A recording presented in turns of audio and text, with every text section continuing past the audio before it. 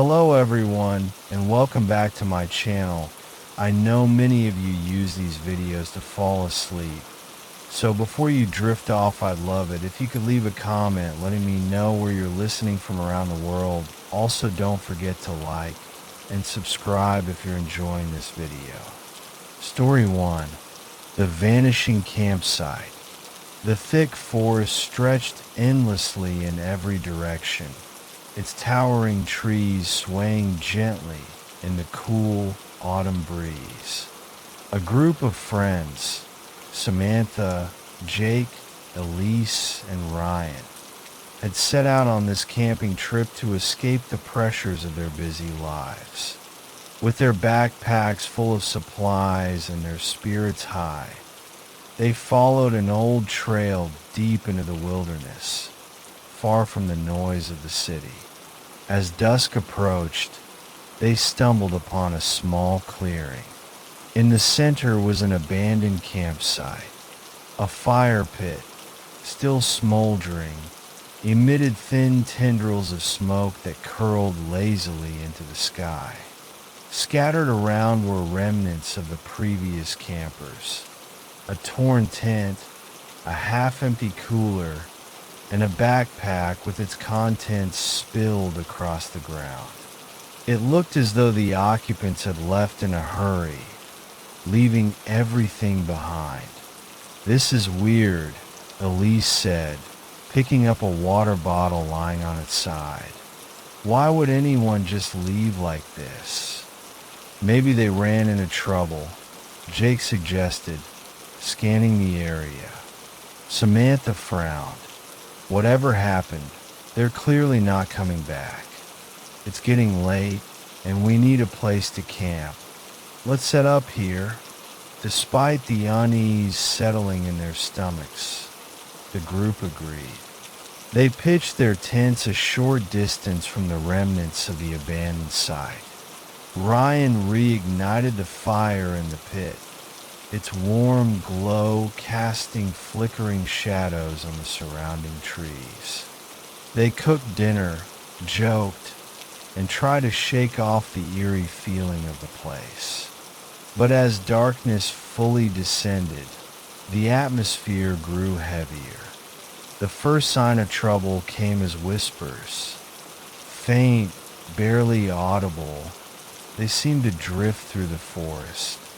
At first, they thought it was the wind, but as the night deepened, the whispers grew louder and more distinct, like hushed conversations just beyond the tree line. "Did you hear that?" Samantha asked, her voice trembling. "It's probably just animals," Ryan said, though his eyes darted nervously toward the woods. "Animals don't whisper," Elise replied, her tone sharp with fear. The group huddled closer to the fire, their laughter and lightheartedness from earlier completely gone. The shadows between the trees seemed to come alive, shifting and darting as if something, or someone, was moving just out of sight. Occasionally, they caught glimpses of dark shapes flitting between the trunks, too quick to identify. As the night wore on, their unease turned to outright terror. The whispers grew louder, almost as if they were surrounding the campsite. Samantha swore she heard her name being called, a soft, melodic voice that sent chills down her spine. "Jake, stop messing around," she snapped. Jake looked at her, confused. "That wasn't me," Elise suddenly gasped. "The fire, it's dying."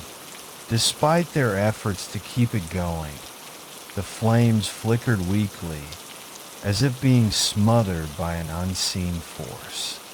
Darkness crept closer, swallowing the clearing.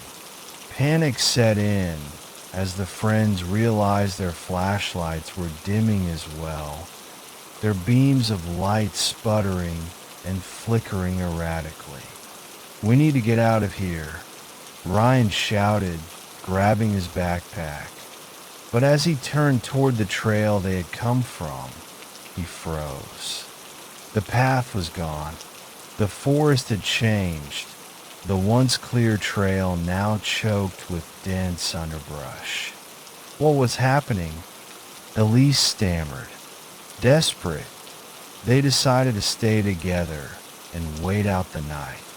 Huddled in their tents, they barely slept. The whispers continued, interspersed with occasional rustling noises just outside. Samantha kept her pocket knife clenched in her hand, though she doubted it would be of any use. By morning, the forest was eerily silent. No bird song, no rustling leaves, just an oppressive stillness. When the group emerged from their tents, they were met with another shock. Their belongings were gone. Tents, bags, and supplies had all vanished without a trace, leaving them standing in the clearing with nothing but the clothes on their backs. "This can't be real," Jake said, his voice barely above a whisper. Elise pointed to the ground. "Look, our stuff. There are no drag marks. It's like it just disappeared." Disoriented and scared, they decided to retrace their steps back to civilization. But as they walked, the forest seemed to twist and shift around them. Familiar landmarks were gone, replaced by unfamiliar terrain. Hours passed, and the sun hung unnaturally low in the sky, as though time itself had slowed. When they finally emerged from the forest, they found themselves in a place they didn't recognize. The landscape was barren and rocky, completely different from the lush forest they had entered. Worse still, there were no signs of roads, towns, or any human habitation. We didn't walk this far," Ryan said, panic rising in his voice. "How are we miles away?" "It's like the forest spit us out," Samantha muttered. Exhausted and terrified, they sat in the open clearing, unsure of what to do next. As the sun dipped below the horizon, they noticed something chilling. The smoldering remains of a campfire, surrounded by scattered belongings. Their belongings. The realization hit them like a punch to the gut. They were back at the campsite. Desperation turned to horror as the whispers resumed, louder this time. Shadows emerged from the trees, no longer darting, but moving purposefully toward them. The shapes were humanoid, their features obscured, but their intent unmistakably menacing. "Run!" Jake shouted, but there was nowhere to run. The forest closed in around them, the trees seeming to shift and twist to block their escape. The shadows reached them, their cold, clammy hands grasping at their limbs. The last thing Samantha saw before darkness consumed her was the fire pit, glowing brighter than ever, as if feeding on their fear. Days later, a pair of hikers stumbled upon the clearing. They found an abandoned campsite with a smoldering fire pit and scattered belongings. But there was no sign of Samantha, Jake, Elise, or Ryan. The hikers decided not to stay long, unsettled by the eerie atmosphere. As they left, neither noticed the faint whispers that followed them, growing louder with each step they took deeper into the forest. Story 2. The Silent Watcher. The forest was dense and foreboding. its ancient trees standing like sentinels under the overcast sky. A group of 4 friends, Melissa, Connor, Julia, and Zach, had embarked on a weekend hiking trip to escape the monotony of city life. Armed with maps, supplies, and an adventurous spirit, they followed a narrow trail that wound deeper into the heart of the wilderness. By mid-afternoon, the group reached a secluded clearing and decided to set up camp. The air was crisp, and the forest was eerily quiet except for the occasional rustle of leaves. As they pitched their tents, Zach wandered off to gather firewood. When he returned, his face was pale. "Hey guys," he said hesitantly, "I think someone's out there." The others looked up from their tasks. "What do you mean?" Melissa asked.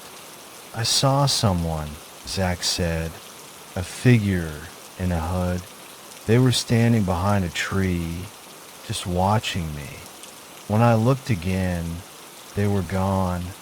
Julia laughed nervously. "Probably just another hiker." "Out here," Zach countered. "We haven't seen anyone all day." Melissa shrugged. "Let's not jump to conclusions. Maybe they're just passing through." The group brushed off Zach's unease.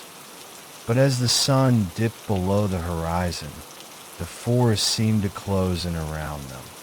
They lit a fire and tried to relax, sharing stories and roasting marshmallows. Yet, an unspoken tension lingered. As darkness enveloped the camp, Connor stood up to grab his flashlight from his tent. He froze mid-step, his gaze fixed on the trees. "Do you see that?" he whispered. The others turned to look. Between the shadows of the trunks, a figure stood motionless. Cloaked in a dark hood, it was barely discernible against the gloom. "Is that a person?" Julia asked, her voice trembling. "It has to be," Connor replied, gripping his flashlight tightly. "But why are they just standing there?" Melissa called out, "Hello? Do you need help?" The figure didn't respond. Instead, it slowly stepped back into the darkness and disappeared. "Okay, that's creepy," Zach said, his earlier fear now shared by the others. "We should leave first thing in the morning." That night, sleep was elusive. The friends took turns keeping watch, though the hooded figure didn't reappear. Or so they thought. Melissa, on the second shift, swore she heard faint footsteps circling the camp, but each time she shone her flashlight into the woods, there was nothing.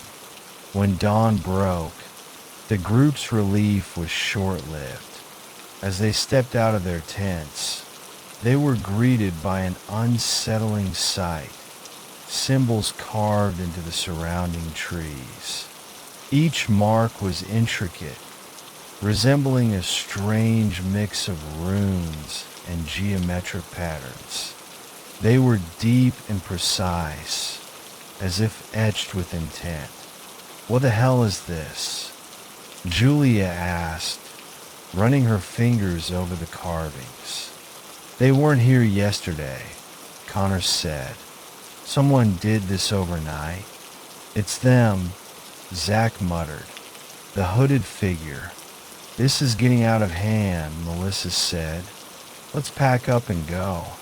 Now, the group hurriedly packed their gear and set off down the trail. The forest felt different, as though it were alive and watching. The silence was oppressive, broken only by the crunch of their boots on the underbrush.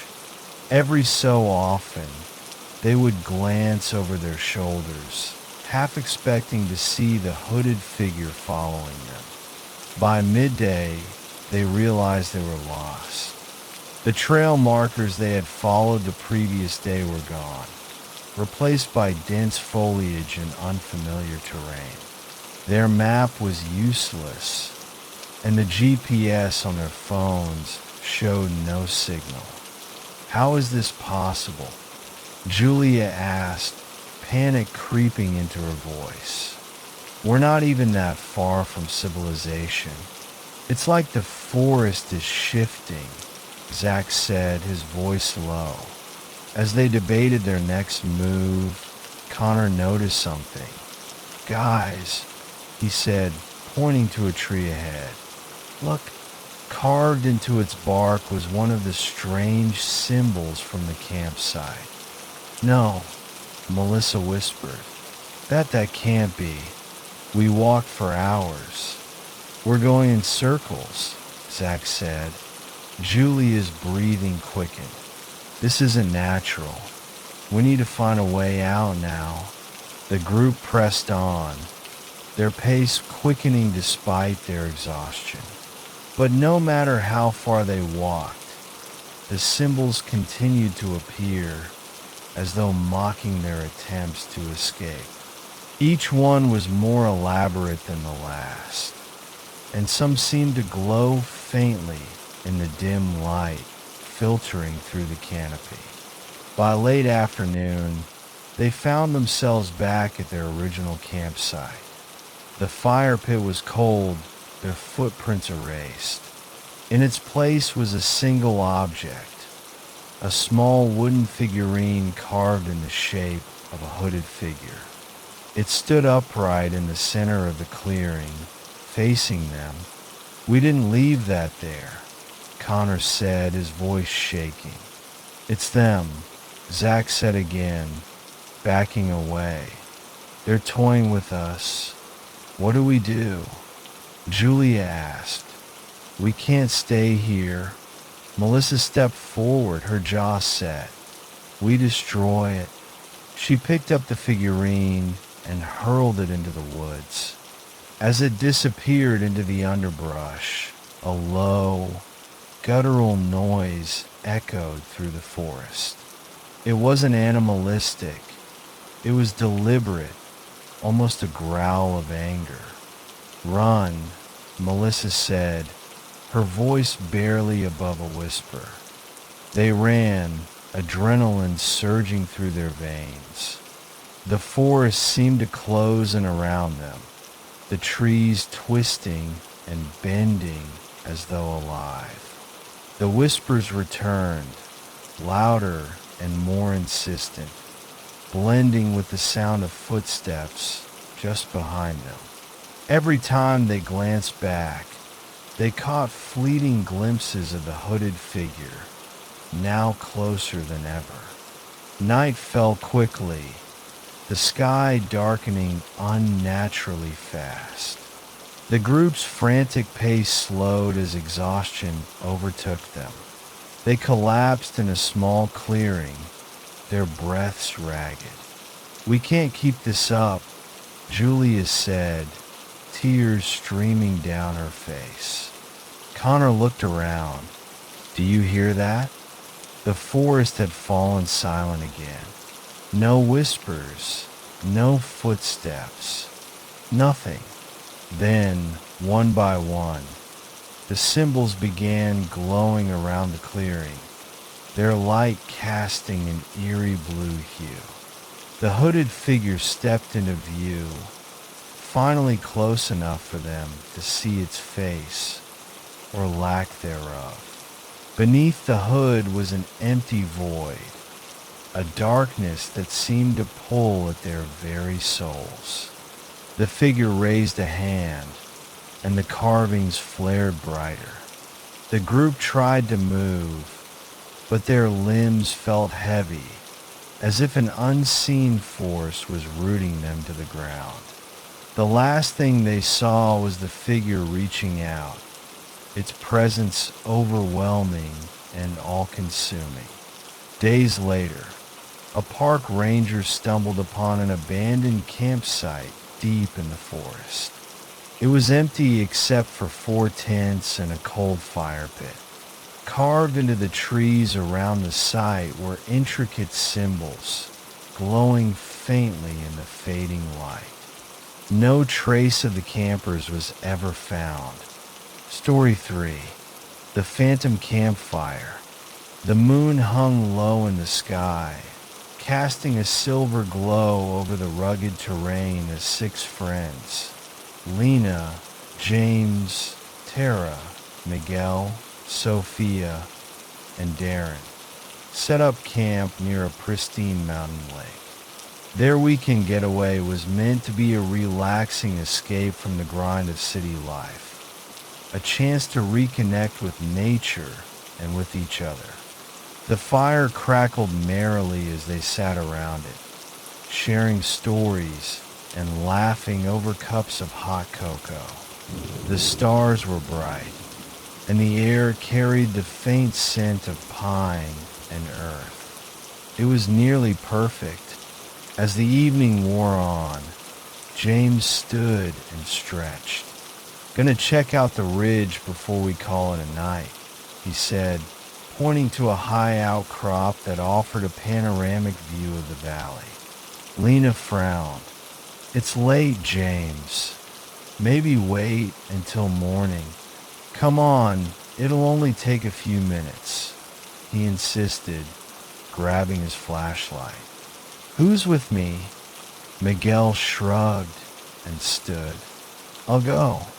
Might as well stretch my legs." The others stayed behind, content to bask in the fire's warmth.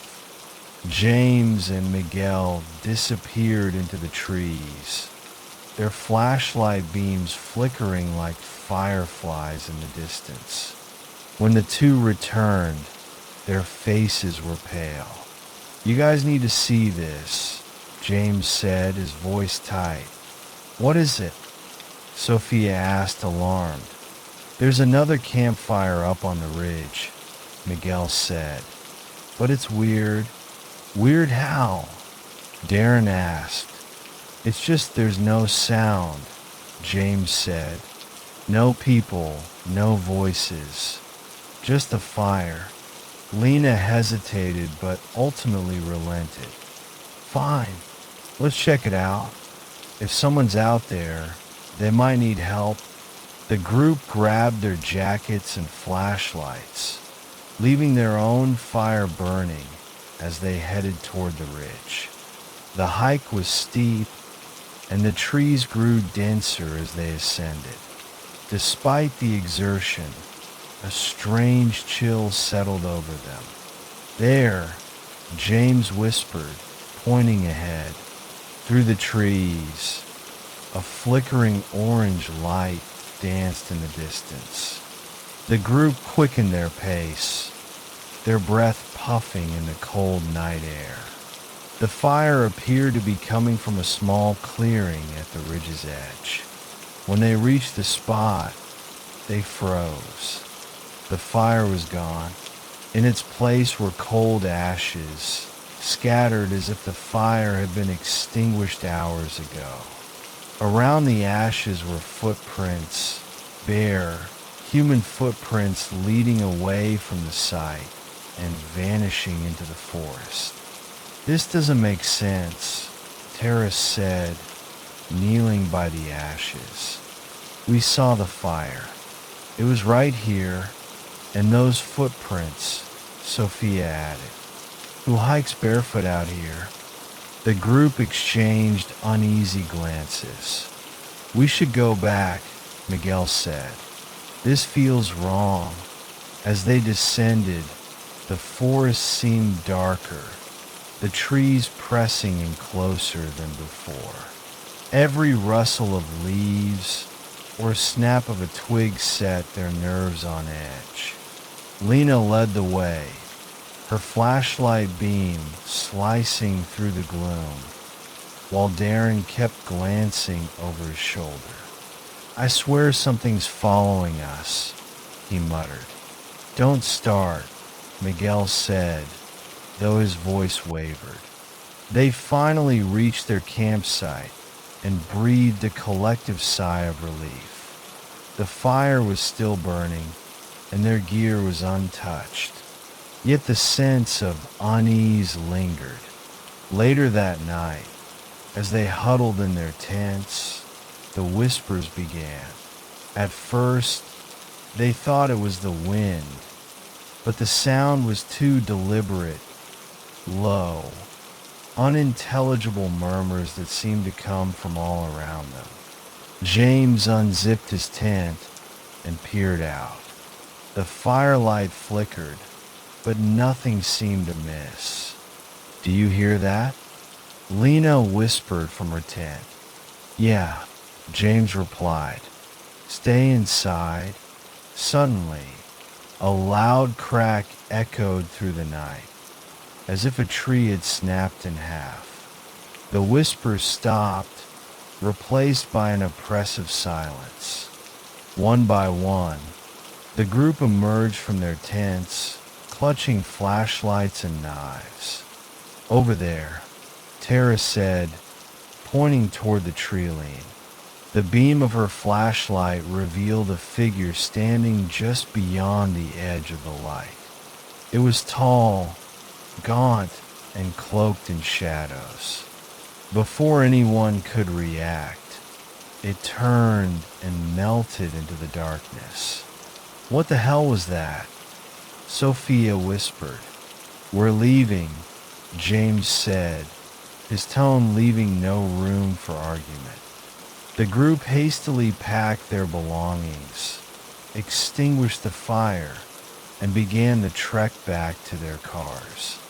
The trail was treacherous in the dark, but they moved as quickly as they could. The whispers returned, louder and more insistent, as if urging them to turn back. "Don't stop," James said. "Keep moving." As they neared the parking lot, the forest erupted with movement. Footsteps, branches snapping, the sound of something large crashing through the underbrush. The group broke into a run, their flashlights bouncing wildly. When they finally reached their cars, they piled in without a word. As the engines roared to life, they glanced back one last time. The forest stood silent and still, as if nothing had happened.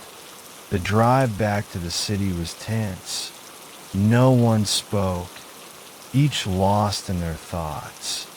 When they finally reached their destination, they made a pact, never to return to that forest and never to speak of what they had seen. But weeks later, Lena found something strange on her porch, a small pile of cold ashes, and beside it a single bare footprint. Whatever they had encountered that night, it hadn't stayed behind. Story 4. The Screams of the Lake. The Keating family, Mark, his wife Julia, and their 2 kids, Emma and Tyler, had been looking forward to this camping trip for months. The promise of a secluded lake in the heart of the wilderness, far from the bustle of city life, seemed like the perfect getaway. They arrived in the late afternoon, the setting sun casting golden hues over the serene lake. The water was like glass, reflecting the towering pines and jagged mountain peaks that surrounded it. Not another soul was in sight.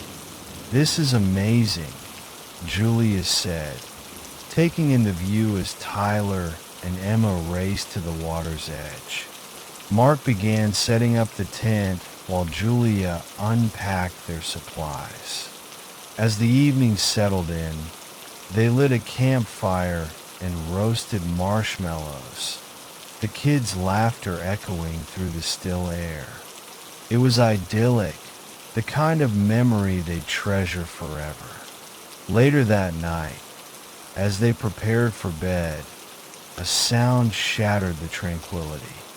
A scream, high-pitched and agonized, ripped through the air, bouncing off the surface of the lake and reverberating in the surrounding forest. The family froze. "What was that?" Emma whispered, clutching Julia's arm. "Probably just an animal," Mark said, though his voice lacked conviction. "Coyotes or something."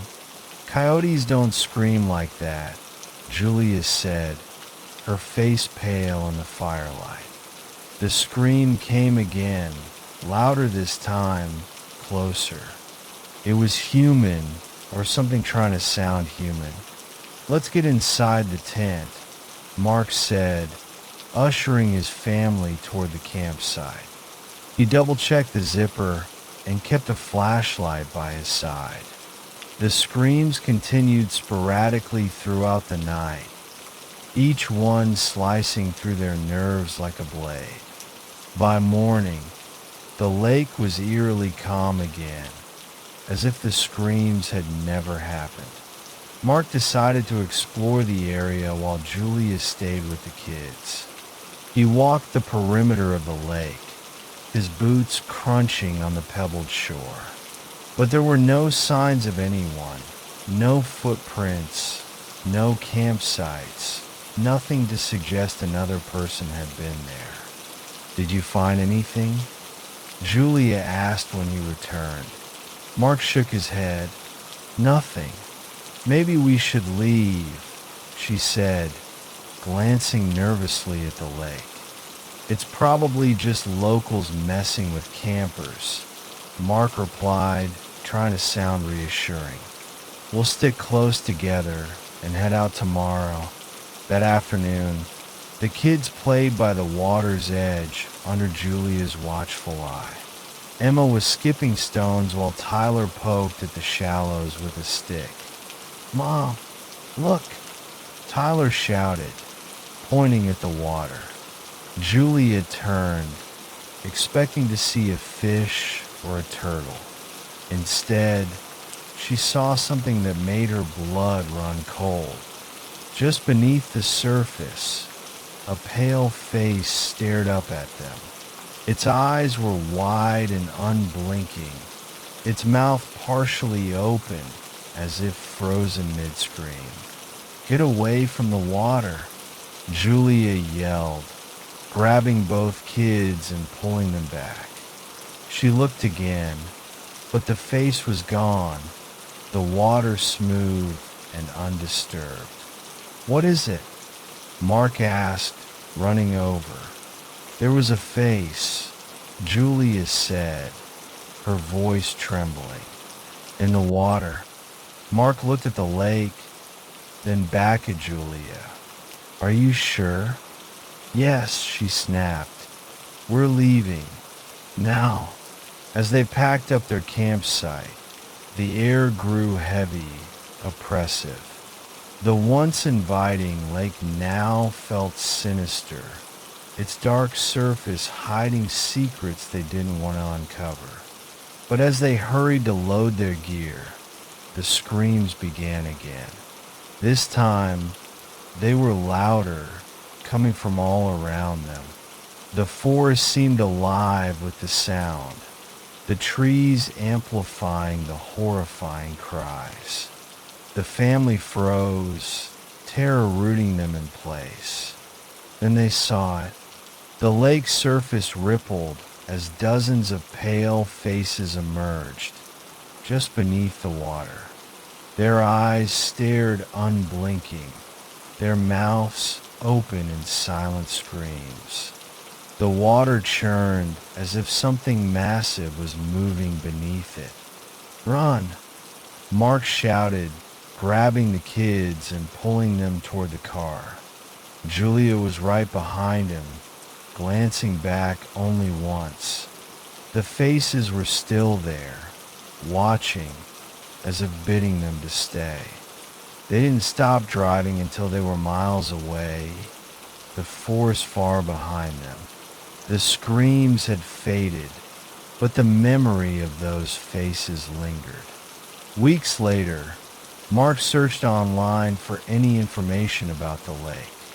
He found an old article about a group of settlers who had drowned there over a century ago when their raft capsized during a storm. Locals claimed their spirits haunted the lake, luring unsuspecting visitors to their doom. The Keatings never went camping again, and though they tried to forget, they would sometimes hear echoes of those screams in their dreams and see pale faces staring back at them whenever they closed their eyes. Story 5. The Moving Trees. Jack had always loved camping alone. To him, the solitude of the wilderness was a respite from the chaos of city life. He thrived on the quiet, the sound of the wind rustling through the leaves, and the distant calls of nocturnal creatures. So when he discovered an unmarked spot deep in the woods on a hiking trip, he decided it was perfect for his next adventure. The forest was dense, with towering trees whose gnarled branches interlocked above to form a canopy that barely let the sunlight through. It was exactly the kind of place Jack sought, isolated, untouched, and teeming with the raw energy of nature.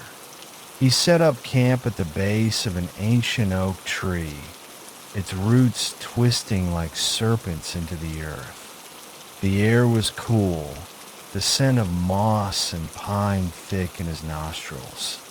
By the time he lit his campfire, dusk had begun to settle, casting long shadows across the forest floor. Jack spent the evening jotting notes in his journal and sipping from a thermos of coffee. As the fire crackled and popped, he felt the familiar sense of peace that came with being alone in the wild. Little did he know, this peace would be short-lived. The first sign that something was wrong came around midnight.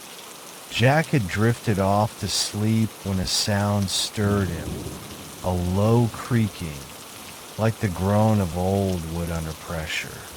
He sat up, disoriented, and peered out of his tent. The campfire had burned down to embers, and the forest was shrouded in darkness. The sound came again, louder this time. It wasn't the wind or the typical noises of the forest. It was deliberate, rhythmic, almost as if the trees were moving. Jack shook his head, dismissing the thought. "It's just my imagination," he muttered, zipping the tent closed and lying back down. But sleep didn't come easily, and when it did, it was restless and filled with strange dreams of twisting branches and shadowy figures. When Jack woke the next morning, the first thing he noticed was that the forest looked different. The trees surrounding his campsite were closer, much closer. The ancient oak that had stood several yards away the night before was now looming directly over his tent, its massive branches almost brushing the fabric. Jack frowned, stepping out into the crisp morning air. He scanned the area, his mind racing to rationalize what he was seeing. Maybe he'd misremembered the layout of the campsite. Maybe he'd been too tired to notice the proximity of the trees when he set up. "It's nothing," he said aloud, trying to reassure himself. "Just need to clear my head." He packed a small bag with water and snacks and set off to explore the forest, marking his path with brightly colored ribbons tied to branches. Jack hiked for hours, weaving through the dense trees and climbing over moss-covered logs. But no matter how far he walked, the scenery felt the same, endlessly repeating. As the sun began to dip below the horizon, Jack decided to head back. Following the ribbons, he retraced his steps to the campsite, or at least he thought he did.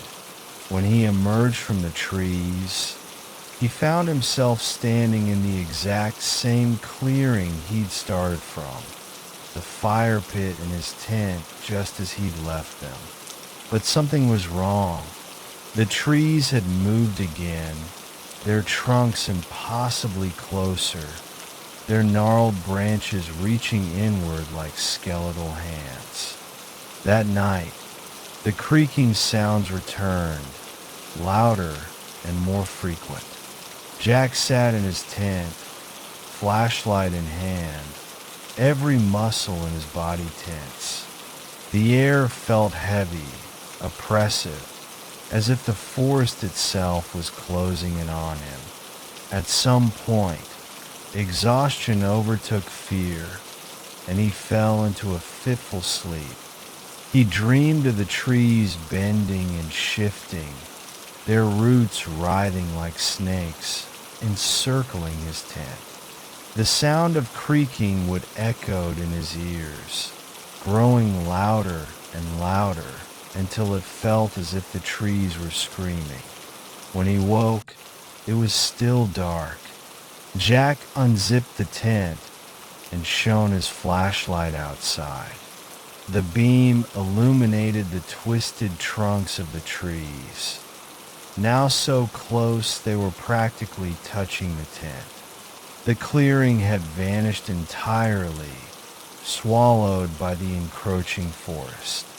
"No," Jack whispered, his voice trembling. "This isn't real. It can't be." He grabbed his backpack and started running, crashing through the underbrush. The forest seemed alive, branches clawing at his clothes, roots tripping his feet. The creaking sound followed him, growing louder with each step. Jack ran until his legs gave out, collapsing onto the damp ground. He gasped for air, his flashlight flickering. When he dared to look around, he realized he was back at the campsite. The tent was there, the fire pit cold and empty, and the trees were closer than ever, their trunks forming an impenetrable wall around him. Panic set in. He screamed for help, his voice echoing uselessly in the oppressive silence. The trees loomed over him, their branches twisting and writhing as if alive. "What do you want?" he shouted, his voice cracking. But there was no response, only the relentless creaking of the trees. Days passed, or maybe it was hours. Time had lost all meaning. Jack tried everything to escape, but no matter which direction he went, he always ended up back at the campsite. He stopped eating, stopped sleeping. The trees seemed to feed on his despair, their branches inching closer with every passing moment. One morning, Jack woke to find the tent crushed, the fire pit buried under twisted roots. The trees had closed in completely, their gnarled trunks pressing against him. He could barely move, the air thick with the scent of damp earth and decay. And then silence. Jack's flashlight flickered one final time before going out, leaving him in total darkness. The last thing he felt was the cold touch of bark against his skin, wrapping around him like a cocoon. When a group of hikers stumbled upon the clearing months later, they found no trace of Jack. The campsite was overgrown, the tent and fire pit buried under a web of roots. But the hikers couldn't shake the feeling that the trees were watching them, their twisted branches reaching just a little too close. Story 6. The shadow in the tent. Elliot prided himself on being a seasoned camper. Over the years, he'd weathered countless solo expeditions into the wilderness, braving unpredictable storms, curious wildlife, and the eerie silence of nature's darkest nights. He thrived in solitude and found solace in the unfiltered beauty of the great outdoors. This trip was meant to be no different. He'd chosen a remote location in the Appalachian Mountains, far off the beaten trail. It was a perfect spot, nestled beside a serene stream, with a canopy of pines above and soft moss cushioning the forest floor. As the sun dipped below the horizon, Elliot set up his tent, started a small fire, and prepared to spend the night listening to the symphony of the forest. But as night fell, the weather took an unexpected turn. The storm arrived without warning, with thunder rumbling in the distance and lightning streaking across the sky. The wind howled through the trees, and rain began to pour in sheets, drenching the earth. Elliot retreated into his tent, zipping it tightly shut and settling in for a long, restless night. He lay on his sleeping bag, listening to the rain hammer against the nylon fabric. Occasionally, the storm's fury was punctuated by the crack of thunder, so loud it seemed to shake the ground beneath him. Despite his experience, the sheer force of the storm made him uneasy. He tried to distract himself by reading a book under the dim glow of his flashlight. And that's when he saw it. A shadow moved across the tent wall. At first, Elliot thought it might be the flicker of lightning or the swaying branches of a nearby tree.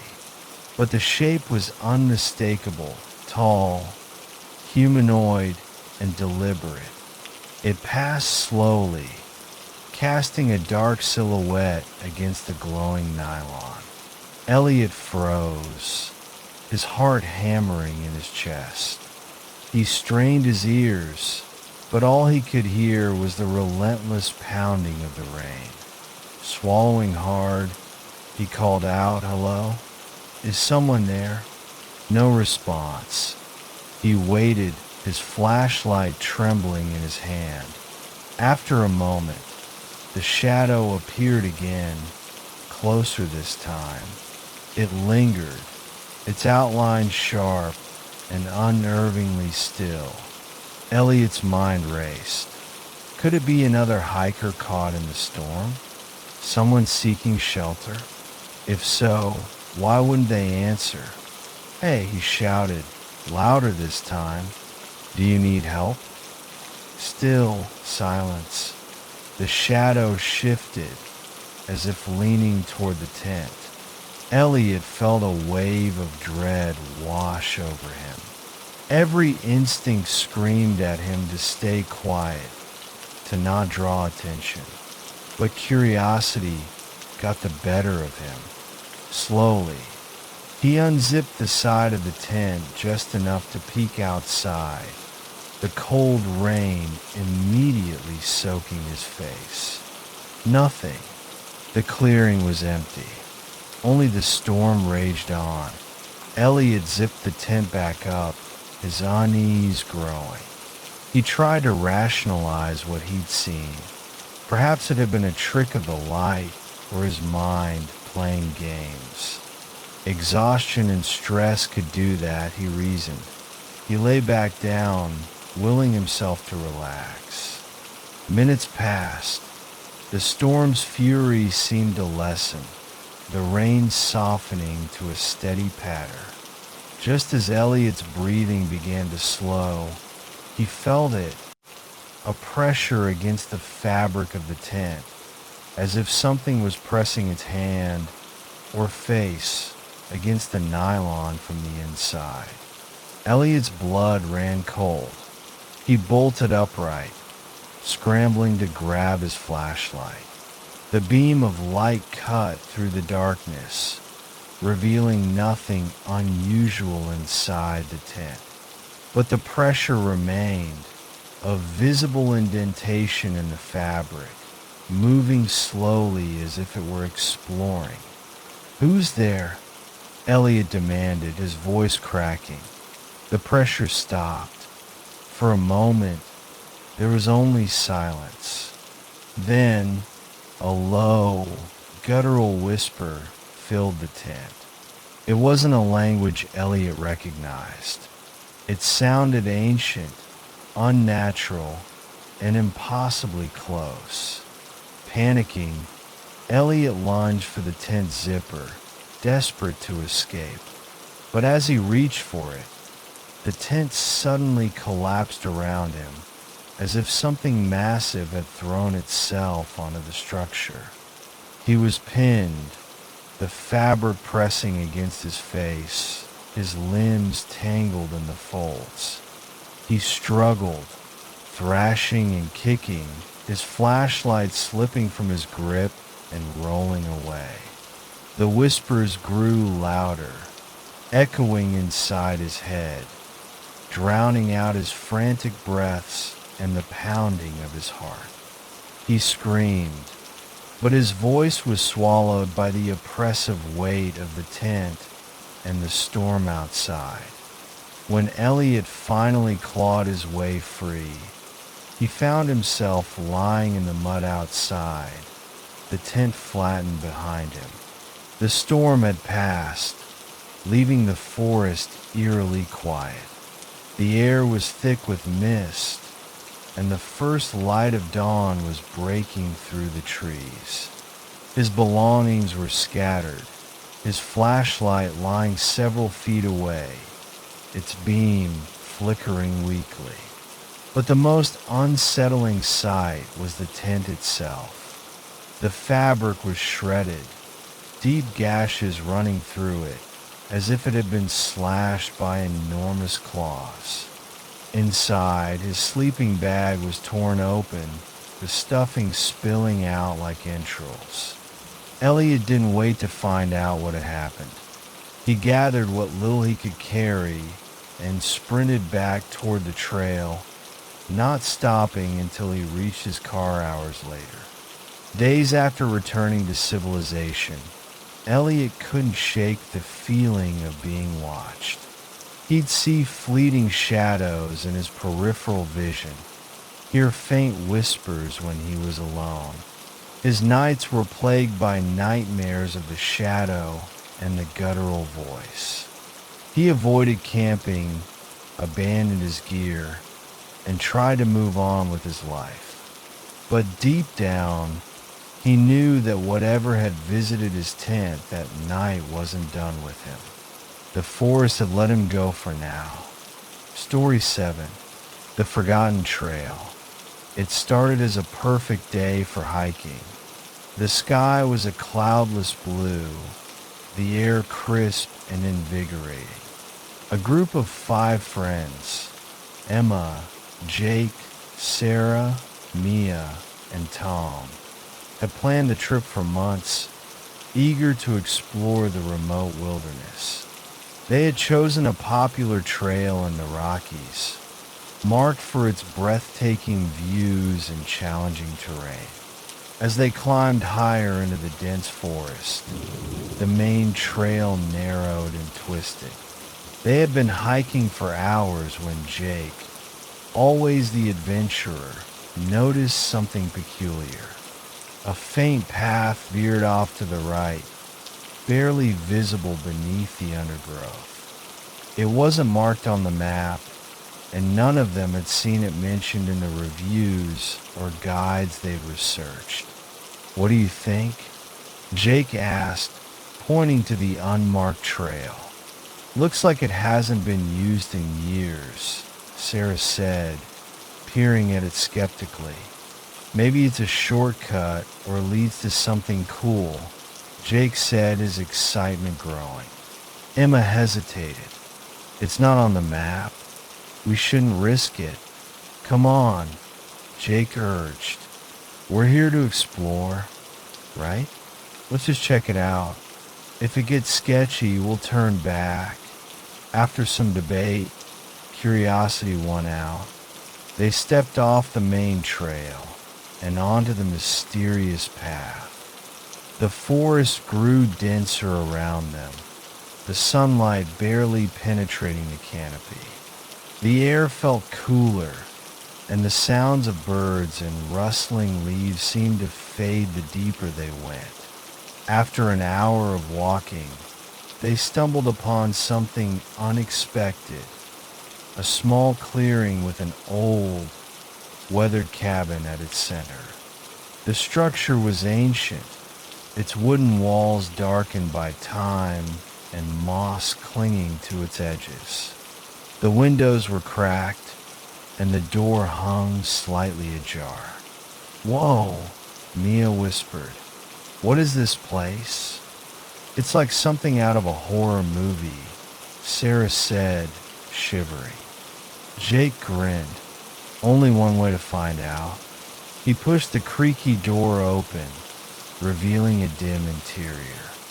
Dust motes floated in the stagnant air, and the wooden floor groaned beneath their feet.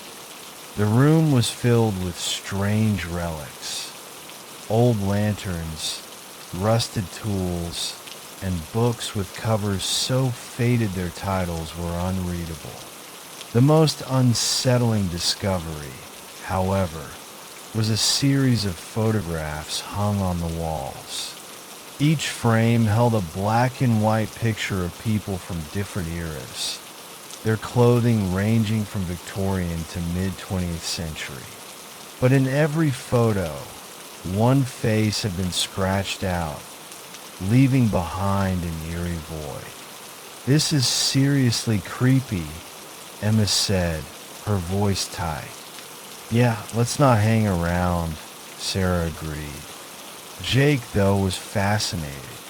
"These photos, it's like they're telling a story. What if we leave before we end up in one?" Mia interrupted, grabbing his arm. Reluctantly, Jake followed the others back outside. They decided to set up camp nearby, as it was growing late, and they were too far from the main trail to make it back before dark. That night, as they sat around a small fire, the unease from the cabin lingered. The forest seemed unnaturally quiet, the air heavy with an unspoken tension. The group tried to shake it off, sharing jokes and stories, but their laughter felt forced. When they finally retreated to their tents, exhaustion quickly overtook them. But in the middle of the night, Emma was jolted awake by a sound, a faint whispering, as if carried by the wind. She sat up, her heart pounding, and listened closely. The whispers seemed to come from the direction of the cabin. Steeling herself, she unzipped her tent and stepped into the cold night air. The fire had burned down to embers, casting a faint glow over the campsite. She turned toward the cabin, squinting through the darkness. And then she saw it. A figure stood in the clearing, barely illuminated by the dying firelight. It was tall and motionless, its features obscured by shadows. Emma froze, every instinct screaming at her to run. But before she could react, the figure melted into the darkness, leaving no trace. The next morning, she recounted what she'd seen. The others brushed it off as a dream or a trick of the light, though Emma remained unconvinced. They packed up quickly, eager to leave the unsettling place behind. But when they passed by the cabin one last time, they noticed something new. A photograph had been added to the wall. It showed the five of them standing together at the trailhead, smiling and carefree. But one face, Mia's, had been scratched out. Panic set in. They rushed back to the campsite, calling for Mia, but she was gone. Her tent was empty, her belongings undisturbed. They scoured the area, shouting her name, but the forest swallowed their cries. It was as if she had vanished without a trace. Desperate and terrified, they decided to head back to the main trail. But the path they had taken to the cabin seemed to twist and shift. Landmarks they had passed before were gone, replaced by dense, unfamiliar forest. The harder they tried to find their way, the more disoriented they became. As night fell again, they had no choice but to stop and make camp. None of them slept, too frightened of what might come. The whispers returned, louder this time, circling the campsite like a predator stalking its prey. And when dawn broke, another member of their group was missing. This time, it was Jake. The remaining three stumbled back to the cabin, hoping for answers. Inside, they found another new photograph. This one showed the four of them standing outside the cabin the previous day. Jake's face was scratched out. Emma broke down, sobbing, while Sarah and Tom tried to keep their growing panic in check. They searched the cabin for clues, but there was nothing to explain the photographs or their friends' disappearances. The relics, the scratched out faces, the unmarked trail, it all felt like some malevolent force was toying with them. By the third night, it was just Emma and Tom. Sarah had vanished during a brief moment when they split up to search the area. Another photo appeared, her face now scratched out. Emma was inconsolable, clinging to Tom as they huddled by the fire, praying for daylight. When Emma woke up the next morning, she was alone. Tom's tent was empty, his gear untouched. Emma stumbled back to the cabin, trembling, and found the final photograph. It showed her standing alone, staring at the cabin. Her face was pristine, untouched by the scratches. But the scratching sound started as she stood there, frozen. She turned to see a shadowy figure emerging from the forest, its hand clutching something sharp. The last thing Emma saw was the cabin door swinging shut behind her, trapping her in its dark embrace. The trail was never found again, and the hikers were reported missing, their bodies never recovered. But locals in the area sometimes speak of a faint, unmarked path in the woods. Those brave enough to follow it claim to hear whispers and see photographs hanging in an old, abandoned cabin. Photos of people who never returned. Story 8. The Howling Wind. The canyon stretched before them like a jagged scar carved into the earth. Its steep walls rose high, blotting out the late afternoon sun. A group of 5 friends, Lila, Marcus, Evan, Claire, and Noah, stood at its edge, looking down at the dry riverbed that wound through the desolate landscape. "Are you sure this is the right spot?" Claire asked, her voice tinged with doubt. Marcus nodded, pointing to the map on his phone. "The guidebook says this is one of the most secluded camping spots in the region. Perfect for some peace and quiet." Peace and quiet? This place feels like the set of a horror movie, Evan muttered, shifting his backpack nervously. Lila grinned. Come on, it'll be fun. We're here for adventure, remember? Noah, the quietest of the group, simply adjusted his pack and started down the narrow trail that led into the canyon. One by one, the others followed. By the time they set up camp in the canyon center, the sun had dipped below the rim, leaving the world bathed in twilight. The barren landscape was eerily silent, the only sound the occasional whisper of wind rustling through the scrub. They built a small fire and gathered around it, eating their packed meals and sharing stories.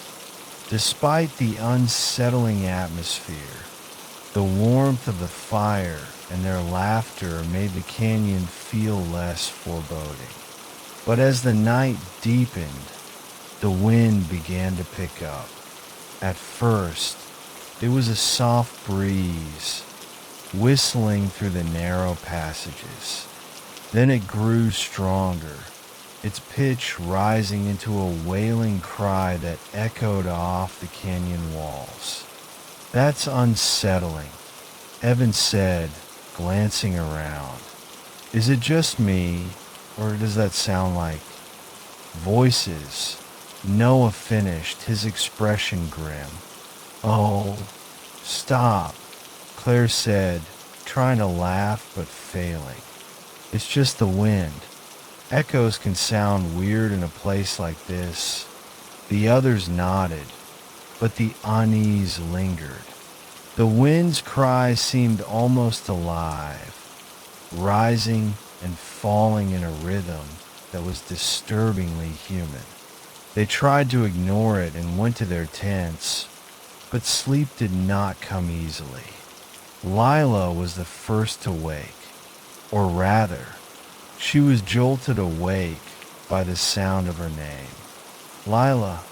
It was faint, carried on the wind, but unmistakable. She sat up, her heart pounding. Who's there? She whispered. The wind answered, a cacophony of voices swirling together, overlapping and indistinct. But then, cutting through the chaos, she heard it again. Lila, help me. She scrambled out of her tent, clutching her flashlight. The others were stirring as well, their faces pale and tense. Did you hear it? Marcus asked, his voice shaking. Someone called my name, Lila said. Mine too, Claire added. Noah nodded. It's like they know us. The group huddled together, their flashlights scanning the darkness. The wind howled around them, louder now, the voices growing clearer. They weren't just random cries. They were specific, desperate pleas for help. Evan, Marcus, each of them heard their names, repeated over and over. The voices were hauntingly familiar, as if spoken by someone they knew but couldn't quite place. We're leaving, Marcus said firmly. Pack up, now. But as they turned to their tents, they froze.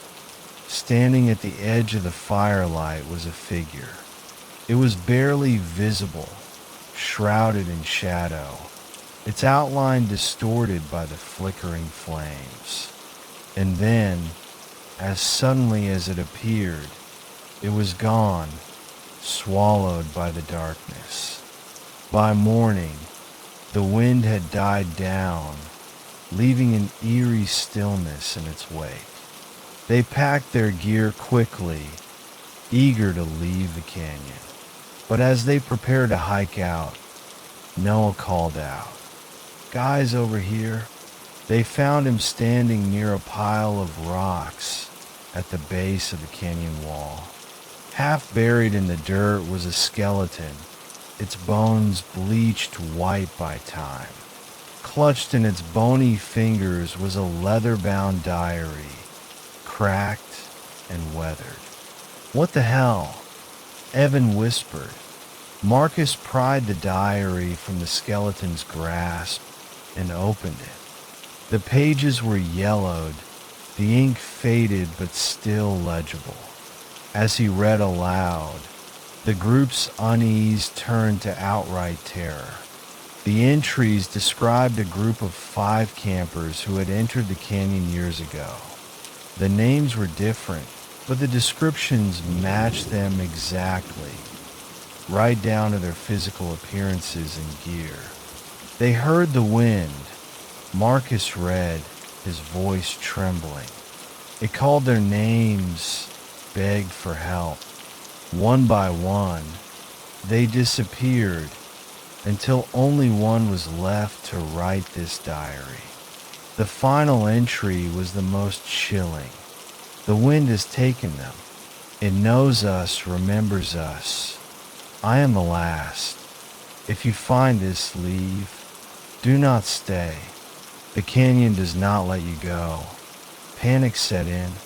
They began their hike out, moving as quickly as they could. But the canyon seemed different now, the trail unfamiliar. Landmarks they had passed on the way and were missing, replaced by stretches of barren rock. By midday, they realized they were walking in circles. No matter which direction they went, they ended up back at the same spot. The wind had returned, rising and falling in waves, the voices growing louder. "We're trapped," Claire said, tears streaming down her face. "We have to keep moving," Marcus insisted. "There's got to be a way out." But as night fell, they found themselves back at their campsite from the night before. Exhausted and terrified, they collapsed by the fire, clutching their packs like lifelines. When Lila woke, the fire had burned out. The others were gone. She called their names, but the wind drowned out her voice. Stumbling through the darkness, she returned to the skeleton and the diary. A new entry had appeared on the last page, written in fresh ink. "The wind has taken them. I am the last. If you find this, leave. Do not stay. The canyon does not let you go." Her hands trembled as she dropped the diary. The wind swirled around her, the voices now a deafening roar. She sank to her knees, her flashlight flickering as the shadows closed in. The next morning, the canyon was silent again. A new skeleton lay by the old one, clutching the diary. The pages fluttered in the breeze, ready for the next group to find its warning and ignore it. Story 9. The Curse of the Stone Circle. The forest was thick and overgrown, a labyrinth of ancient trees and winding trails. A group of 6 friends, Emma, Jack, Chloe, Nate, Sarah, and Ben, had set out on a weekend camping trip to escape the monotony of their daily lives. Armed with backpacks, tents, and a thirst for adventure, they planned to explore the uncharted wilderness deep in the heart of the national park. By the second day, they had ventured far from the marked trails. The dense canopy above them filtered the sunlight into a dim, emerald glow, and the air was heavy with the scent of moss and damp earth. As they pushed through a particularly overgrown section of the forest, Jack called out from up ahead, "Guys, you gotta see this." The others hurried to catch up, their curiosity piqued. When they reached him, they saw what had stopped him in his tracks. In the clearing ahead, partially hidden by ferns and ivy, was a circle of stones. Each stone was about waist high, weathered and cracked, with strange symbols carved into their surfaces. The markings were unlike anything they had ever seen, a mix of jagged lines and swirling patterns that seemed to pulse faintly in the fading light. "What is this?" Chloe asked, stepping closer. "Maybe some kind of old ritual site," Nate suggested. "It's creepy," Sarah muttered, hugging herself. "Let's not hang around." But Jack was already moving closer, his phone out to snap pictures. "This is incredible. We'll be the only ones with proof of this place. It's like something out of a legend." Ben, ever the skeptic, chuckled. "Come on, it's just some old rocks. Probably a tourist attraction they forgot to mark on the map." "Tourist attraction? Out here," Emma said, glancing around. "There's no trail. Someone had to go through a lot of trouble to put this here."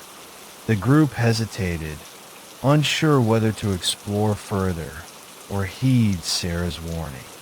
But Jack, emboldened by his curiosity, stepped inside the circle.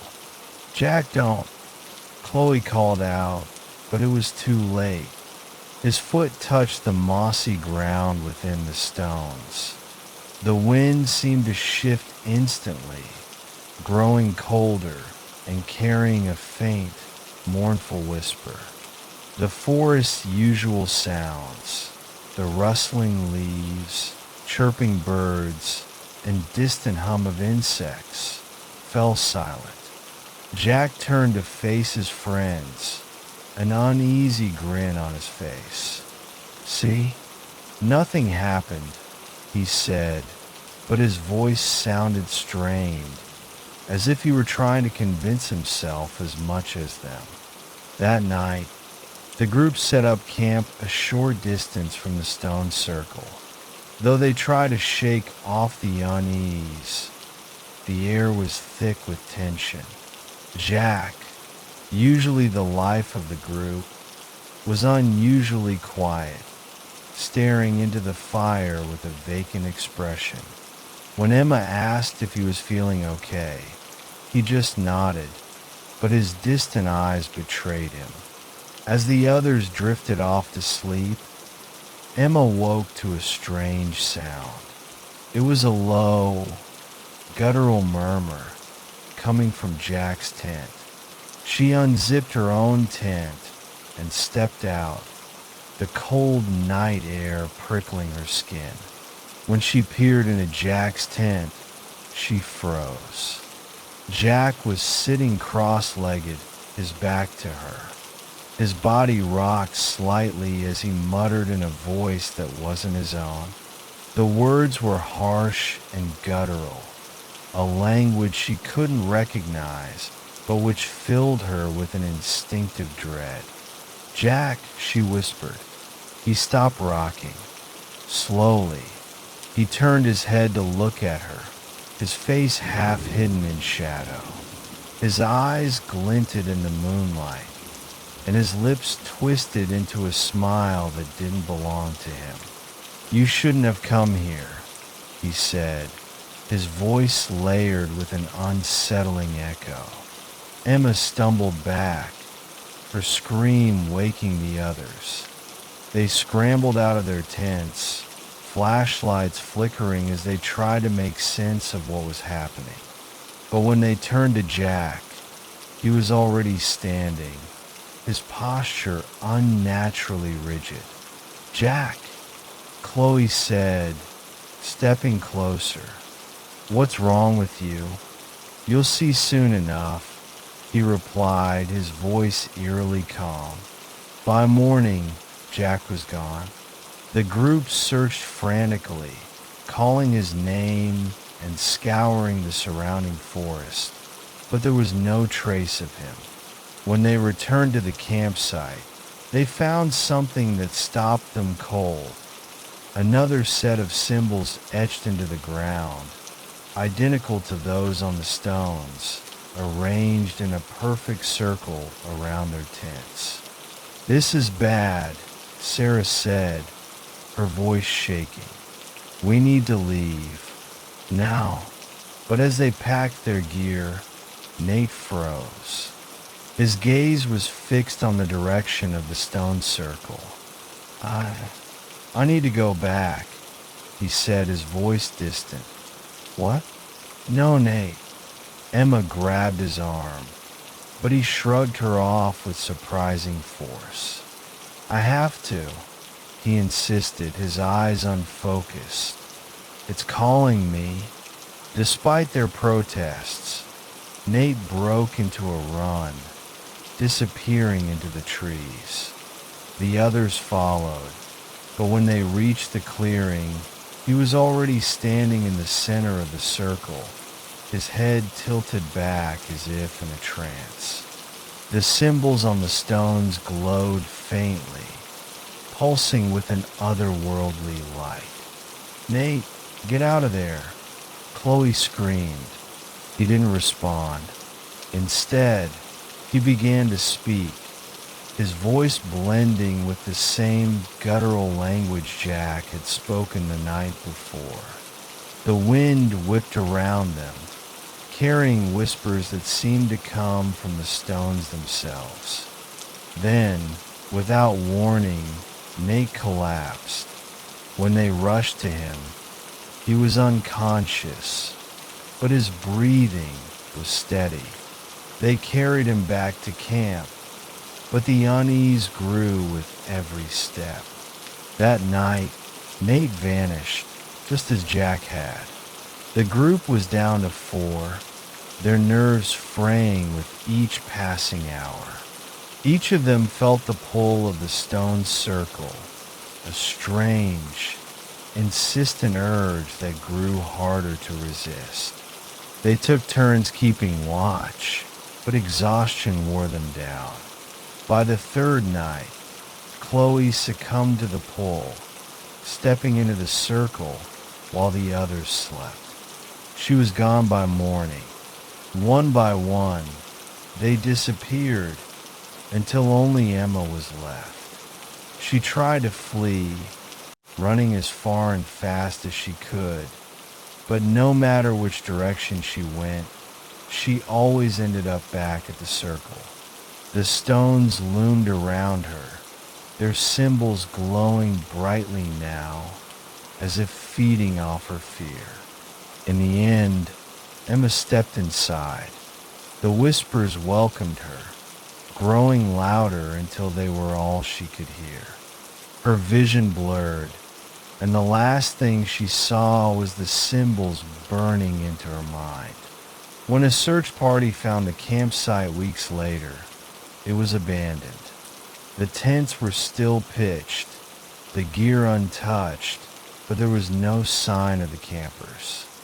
The stone circle stood silent, its symbols faded but not gone.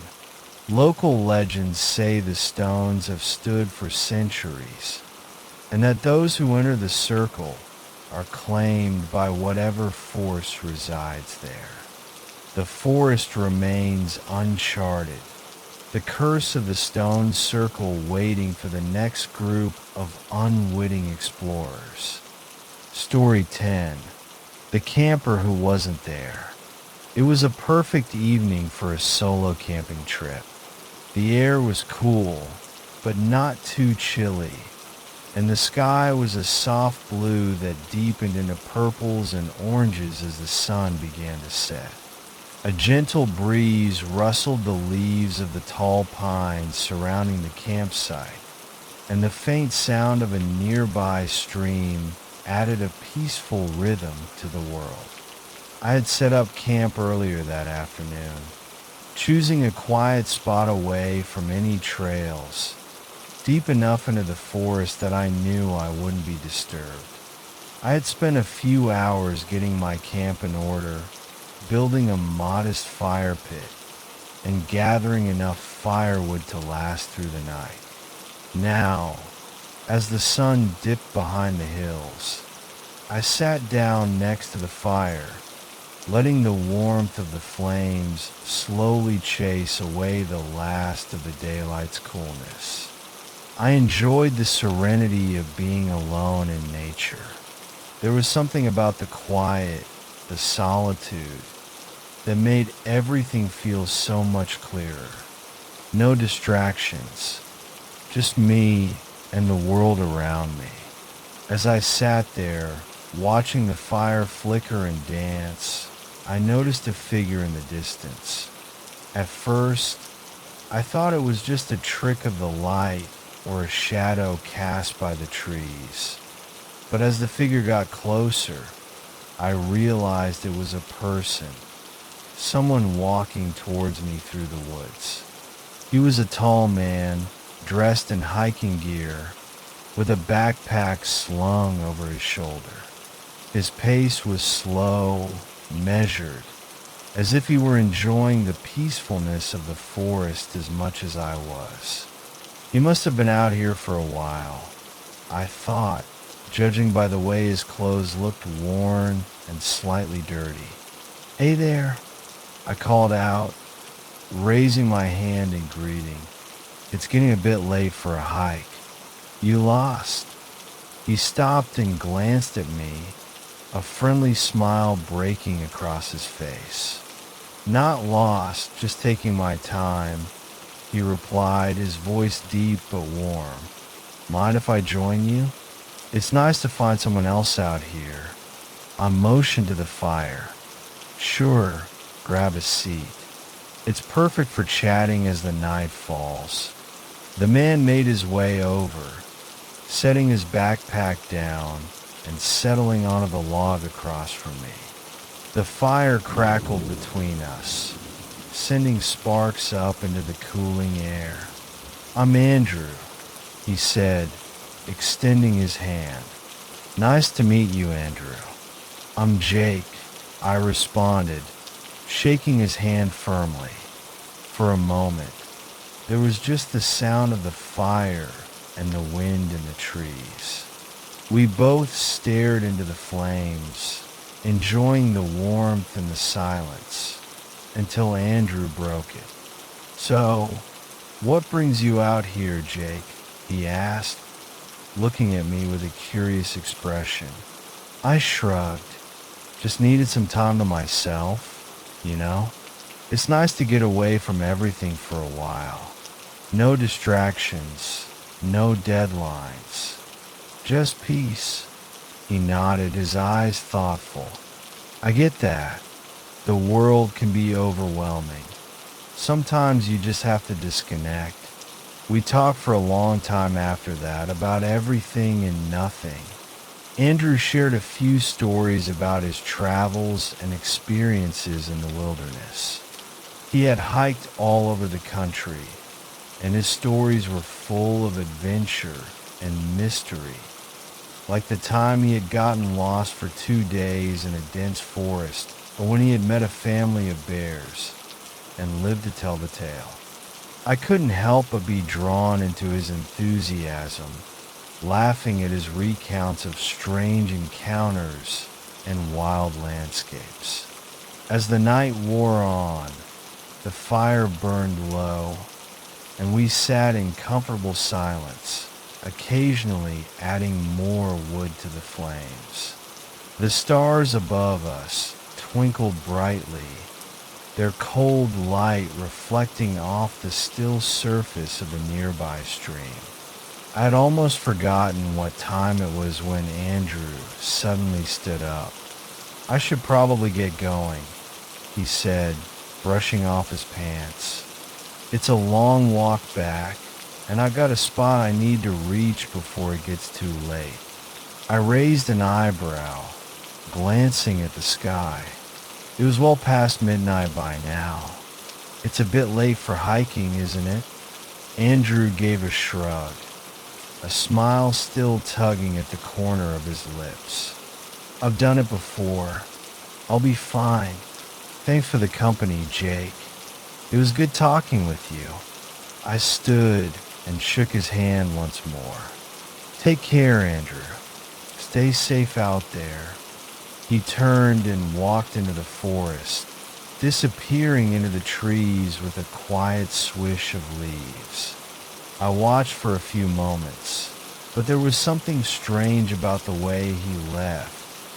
No sound of footsteps, no rustling of underbrush, just the sound of the wind.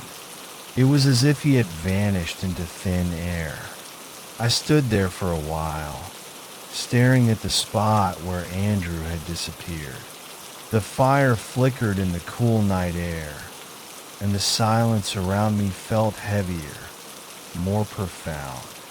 It wasn't until I sat back down by the fire that I realized something odd. The ground where Andrew had sat was undisturbed. There were no signs of him having been there at all. I thought it was just my tired mind playing tricks on me.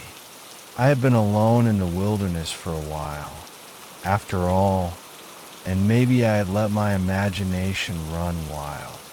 But as I glanced back at the log where he had been sitting, there were no impressions in the dirt, no crushed leaves, no marks of any kind that would indicate someone had been sitting there. It was as if Andrew had never been. Confused, I decided to try to shake off the feeling. I finished my fire watching and crawled into my tent, eventually falling into a restless sleep. But the unease lingered. My mind kept going back to the strange interaction, and I couldn't help but feel that something wasn't quite right. The next morning, I woke early, eager to put the odd experience behind me. But when I turned on my radio to catch up on the news, something caught my attention. There was a report about a missing person, a hiker named Andrew Williams, described as tall, with a rugged appearance, last seen heading into the woods the previous evening. The hair on the back of my neck stood up. The description matched the man who had sat by my fire. I listened closely as the news anchor detailed his disappearance. According to the report, Andrew had been on a solo hiking trip and was supposed to return home a few days ago. His family had reported him missing after he failed to check in. The police had been searching the area all night, but had found no trace of him. My heart raced as I processed the information. I hadn't imagined it.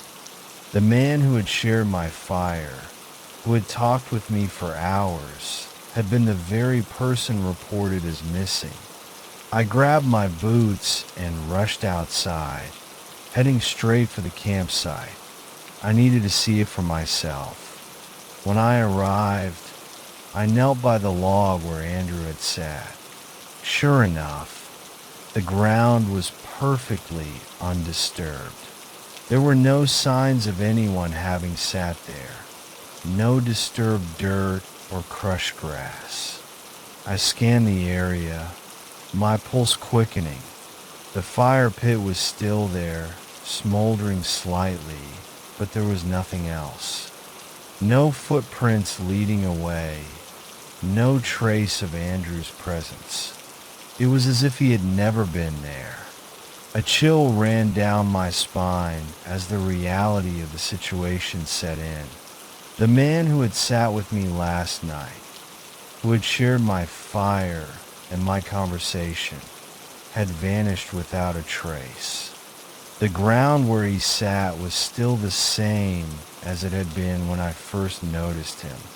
The only thing left was the memory of his face and his voice.